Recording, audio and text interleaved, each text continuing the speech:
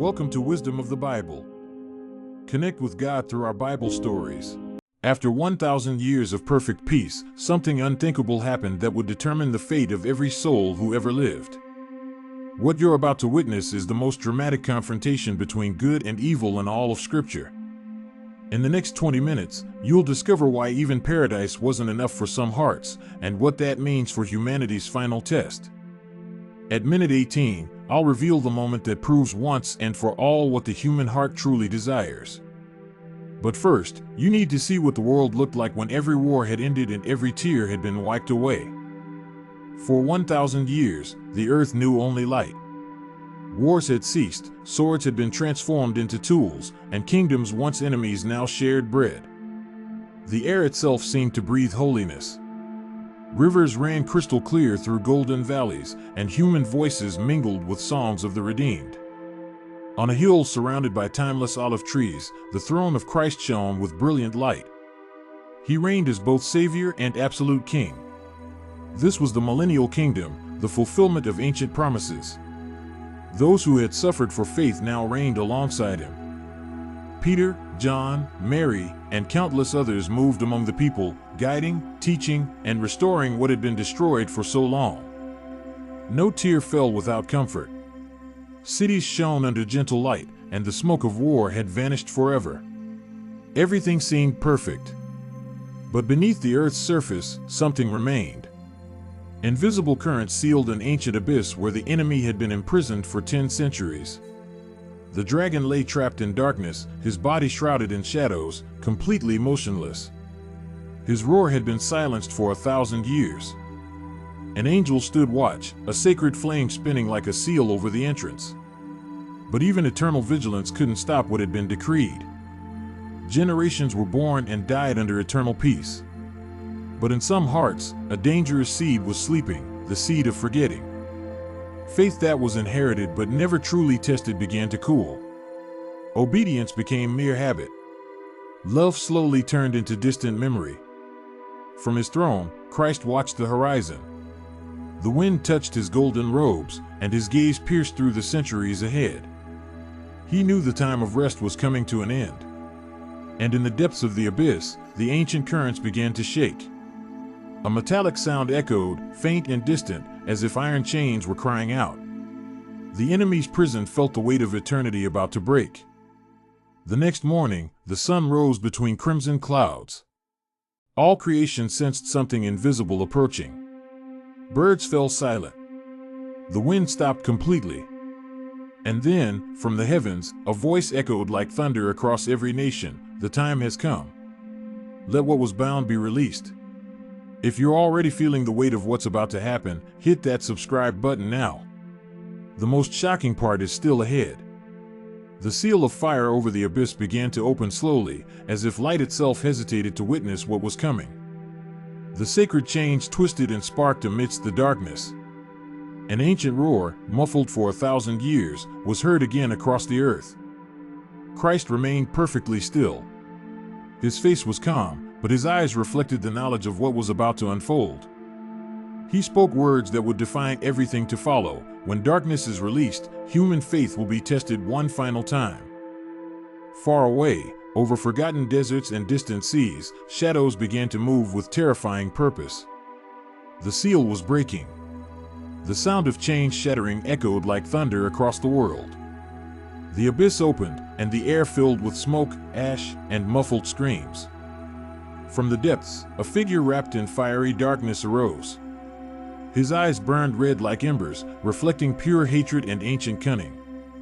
It was Satan, the ancient enemy, freed from his prison at last. His voice thundered, "For 1,000 years they silenced me, but hearts never changed." Where his feet touched, the ground became dry and cold. Creatures fled in terror, and restlessness was born in sleeping souls everywhere. Remember this moment, because what happens next will prove exactly what the enemy has always believed about the human heart. Keep watching. Men who had inherited the kingdom but never truly fought for it began to hear whispers, old voices, distorted promises, ideas of glory and power. Satan wandered mountains and deserts, disguised in misleading light.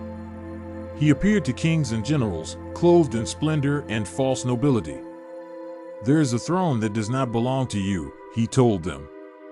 "The world is vast, and you are many. Why should only one reign?" In distant lands, the first signs of rebellion appeared. Forgotten peoples, reborn in pride, raised banners and began to march toward destiny. Before we reach the moment that changes everything, please subscribe to our channel. Your support helps us create more biblical content like this. Satan stood looking at the distant horizon. Behind him, vast crowds were growing, and the echo of war drums resounded across the plains. He opened his arms wide, and his voice spread like a storm. "People of Gog, nations of Magog, I call you forth. Submission is over." The mountains trembled. Oceans churned furiously. The enemy gathered forces from the four corners of the world, calling to all hearts that harbored rebellion. On the heights of Zion, the angels watched the movement of shadows gathering below. One of them asked, "Master, why did you allow him to be released?" From the throne came an answer like a breeze filled with light, so that the hearts of all people may be revealed, and justice may be fulfilled completely. Christ looked at the world below and saw the armies forming like dark clouds on every horizon. His expression remained perfectly calm. Peter asked, "Master, the enemy rises with countless armies. Do you want us to prepare for battle now?" Christ replied, "Not yet. Each nation will make its decision freely. Then, when evil is complete, the fire will descend." As he spoke, the clouds over the land turned black. Lightning sliced through the sky like open wounds bleeding light. From the north and east, entire peoples began moving, obeying the dragon's voice. Their number was like the sand of the sea. We're approaching the most powerful moment in this entire story. Stay with me, because what happens next reveals the ultimate truth.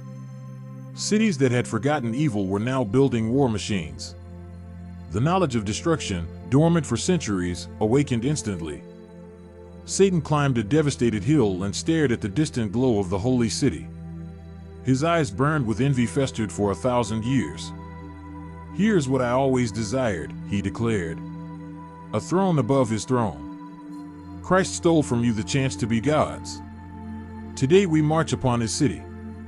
The earth groaned under the weight of gathering armies. For the first time in 1,000 years, fear walked among people again. Armies assembled from every nation on earth. Their numbers covered the plains like locusts, and the sound of marching feet shook the ground. But over the walls of Zion, the angels watched with faces that reflected sadness, not fear. They knew the end was near. Inside the holy city, the people of God remained in prayer. Children held their parents' hands as gentle light emanated from crystal houses. The voice of the saints rose in harmony. "The Lord is our strength, our refuge in trouble. Even if the earth shakes, he remains our eternal King." Christ watched everything from his throne. His eyes were fixed on the dark plains where the enemy moved like a living storm. The nations surrounded Jerusalem from all sides. From high mountains to the distant sea, there was no empty space, only soldiers and smoke. Satan smiled with cruel confidence. Nothing is truly impenetrable when faith can be corrupted. Break their belief, and the walls will fall by themselves. Meanwhile, inside the city, Peter stood before the crowd of saints. "Do not be afraid. He who conquered death will also win this war." The people replied with songs that grew louder. The city's light grew even brighter, and the glow seemed to hurt the eyes of approaching darkness. Demonic siege weapons were constructed. Black flames cut through the sky and exploded against the city's protective light, but none managed to touch the walls. Satan clenched his fists. Something that the fires of hell will never burn protects them, the presence of the living God. Christ stood from his throne and spoke to the angels with absolute authority. "Everything is ready. The siege is complete. Let the fire come." Thunder echoed across the universe. The sky opened in a tear of golden light, and the stars themselves began to spin. The world held its breath. Satan gazed at the sky and took one step backward.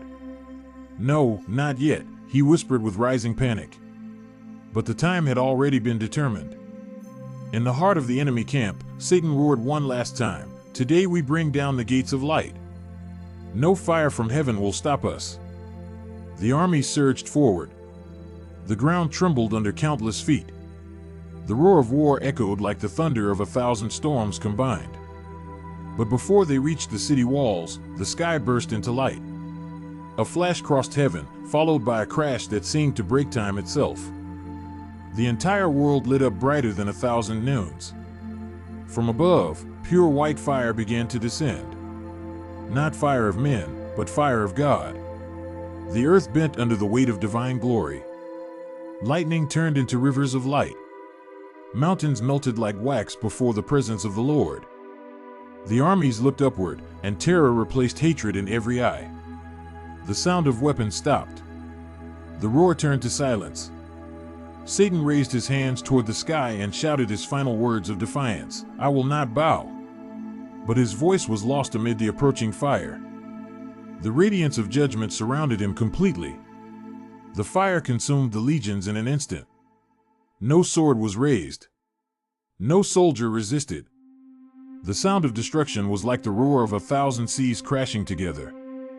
And then, suddenly, complete silence fell over the earth. The smoke cleared slowly. Where once there had been an army numbering like sand of the sea, only ashes remained, floating in the wind. The ground still burned with holy fire, but the holy city remained intact. Resplendent, majestic, eternal, untouched by any darkness. In the midst of blazing light, the voice of the Lord echoed clearly and undeniably across all creation, "It is finished." Evil has ceased. Before the eyes of all creation, Satan was thrown to the ground, defeated and stripped of all glory he had falsely claimed. The angel proclaimed, "The one who deceived the nations will never rise again." Then the dragon was thrown into the lake of fire forever. A new silence took over the purified land.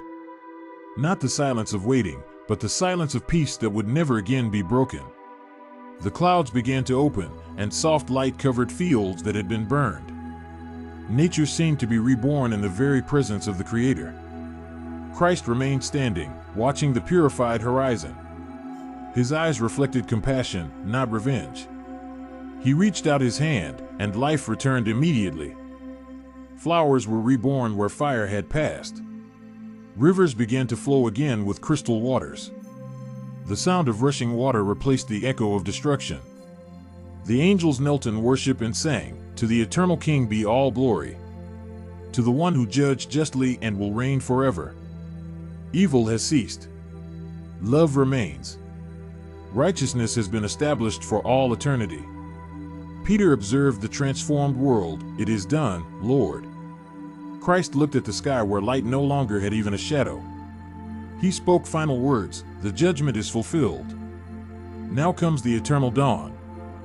This moment proves what believers have always known, that faith tested by fire reveals the true condition of every heart on earth.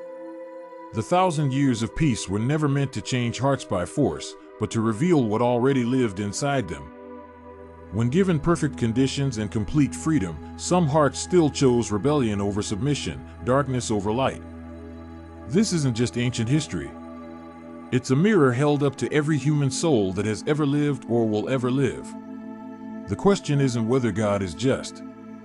The question is, what would you choose if given 1,000 years of perfect peace? Thanks for watching this powerful biblical story. Don't forget to like this video and subscribe to our channel for more life-changing content. The story of Gog and Magog reminds us that the final test isn't about what we say we believe. It's about what we choose when tested. And in the end, Christ's victory was complete, not because he destroyed his enemies, but because he proved love and justice are eternally one.